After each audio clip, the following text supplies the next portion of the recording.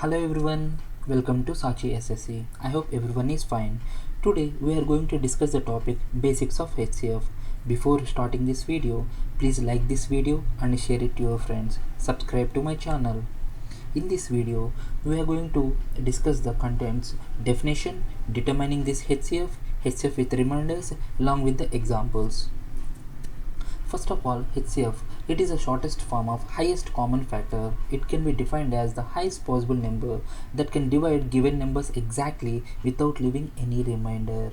That means here example is HCF of 1820 is 2. That means 2 is the highest possible number that can divide both 18 and 20. But we may get a doubt. How could we determine this HCF? Let's see here.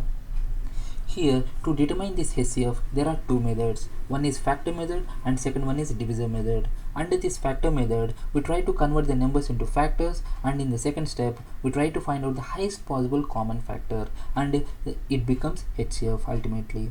Let's take an example here. HCF of 84 and 120. When we convert these 84 and 120 into factors, for 84 we get 2 square multiplied by 3 multiplied by 7, and for 120 we get 2 cube multiplied by 3 multiplied by 5. If we observe clearly, highest possible common factor is 2 square multiplied by 3. That means 12 is the HCF of 84 and 120. Under this divisor method, there is a sequence of steps. First of all, we take two numbers and we divide this larger number by the smaller number. If we get a remainder, that remainder becomes a divisor and previous divisor becomes a dividend. Again, if we get a remainder, that remainder becomes a divisor and previous divisor becomes dividend.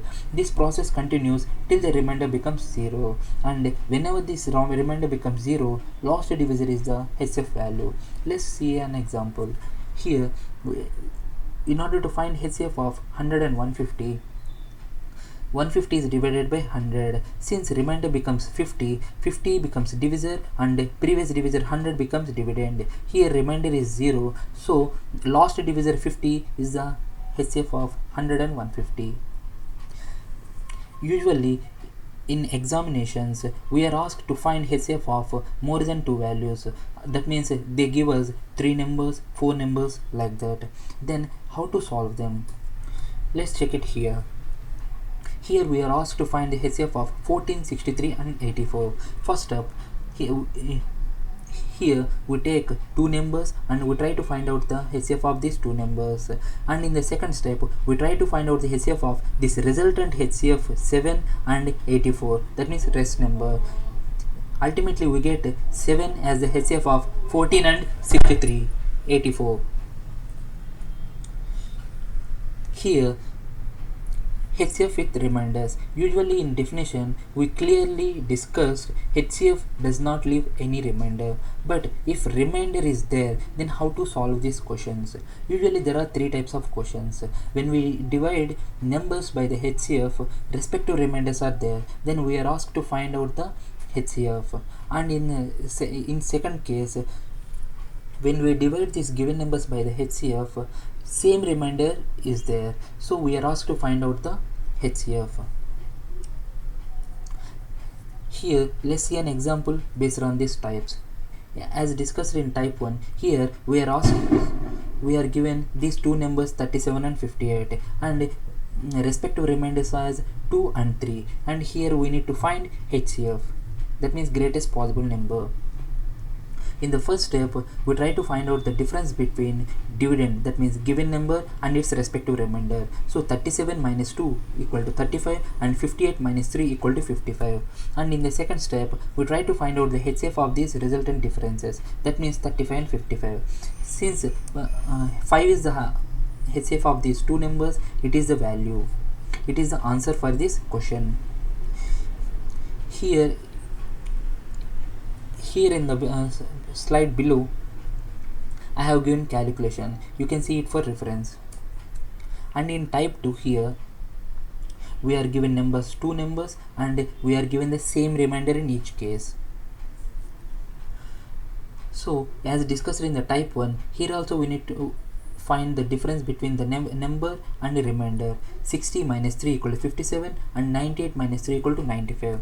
And in the second step, we try to find out the HCF of these two numbers, 57 and 95. That means 19 is the largest possible number. In the slide below, I have given the calculation to determine the HCF of 5795 by using divisor method. Please have a glance here.